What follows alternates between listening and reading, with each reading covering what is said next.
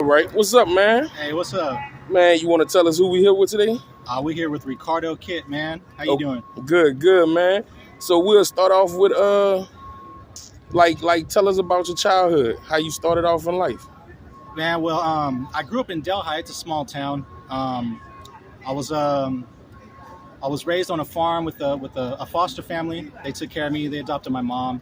They spoiled me a lot, you know. I stayed in my grandmother's bed. Like I slept in the same bed with my grandmother until I was like 10. Like she babied me like for 10 years, you know. And they always spoiled me. I had golf carts growing up. Practically everything I needed, you know. Like I was always like shined on with like just how, you know, like smart I was gonna be. Like I was getting like honor roll, you know, awards. And in elementary school growing up, I had a lot of friends. And I always was just spoiled, man. I was like really spoiled. Fortunately, I was really spoiled. You know, I had a pretty good childhood. Raised on a farm, you know. I was driving golf carts when I was young, and I kind of just grew up that way, you know. Okay, you were raised in a household, mom and dad? It was actually my grandparents. They raised me. Yeah, my grandparents had raised me in a household with my grandparents, my grandmother, and my grandfather. Right. Okay, so about what time did you started to experience like adulthood where you was on your own? You know, I started experiencing that when I was like 23, actually. Okay. But yeah, that's when I had my first like real like wake up call. You know, I'll call it, where I had to actually like do things on my own and make moves and figure things out for myself. You know, and actually be responsible and make choices. You know, and be decisive in my adulthood. And I was alone doing that. So yeah, when I was like 23, I had moved out the house, you know, and a turn of events had occurred. So I had to start making decisions on my own, you know, but it was a good, you know, change for me, really. Okay, so you would say, how old is you today? I'm 39. Okay, so you say like 16 years ago. Mm-hmm. Okay, so you were successful as an artist before you ever had any struggles in life.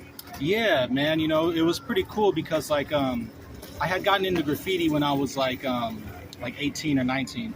And it was a pretty like crazy thing, you know, because graffiti, you know, it's kind of like, you know, it's not really accepted all that well, you know. But yeah, kind of like I was, you know, traveling around California to the cities like San Francisco, here in LA, painting, you know, and some of my work got put into a book, a Bay Area graffiti book, and it had a bunch of like famous. You want to shout that book out so they can find it? Yeah, Bay Area Graffiti, man. You can find that. I forget the name of the publisher, but it's got MSK in it. Some of like the most well-known graffiti writers in that book, you know. So like, I'm pretty proud of it, you know. Even though, you know, it is like something that sometimes people look at as, you know, lowbrow art or, you know, like an eyesore. It actually like it helped me like creatively as an artist, you know, because that book was put into all types of bookstores, libraries, you know, in colleges. So it was pretty influential in my life. Yeah. Okay. So the timeline, you said you started to have struggles around 23. You want to kind of get into that a little bit? Yeah, man. Unfortunately, I had some issues, you know, like I was using drugs. I had messed with some methamphetamines, and I kind of took a turn for the worse, man. I was going through some paranoia. I had a psychotic episode and ended up breaking into somebody's house, man, and like just like scared the crap out of him, man, and ended up going on the run, actually. So I was kind of running from my problems. I was on the news, unfortunately. The police were looking for me, and I left California, and that was the first time that I was on my own and alone. I've never left the house. I never flew the coop. So I was kind of just like OTR, and I ended up in Louisiana, New Orleans, and I was homeless for about a year. Man, shout out Louisiana, man. Louisiana, man, yeah. Yes, Lord.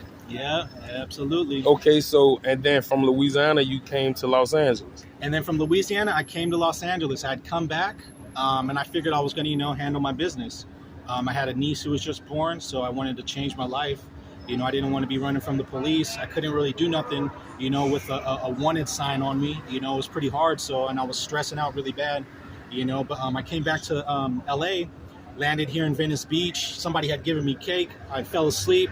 When I got here, I was tired. And driving back, I woke up, there was some cake there. And it was kind of like, it was a blessing, you know, because I had food when I woke up. And I decided, well, you know what? I want to take care of my issues, you know, with the police. I don't care if I'm going to be in jail for however long. And when I get out, I think I'm going to come to LA and, you know, try to change my life and do something different. Right.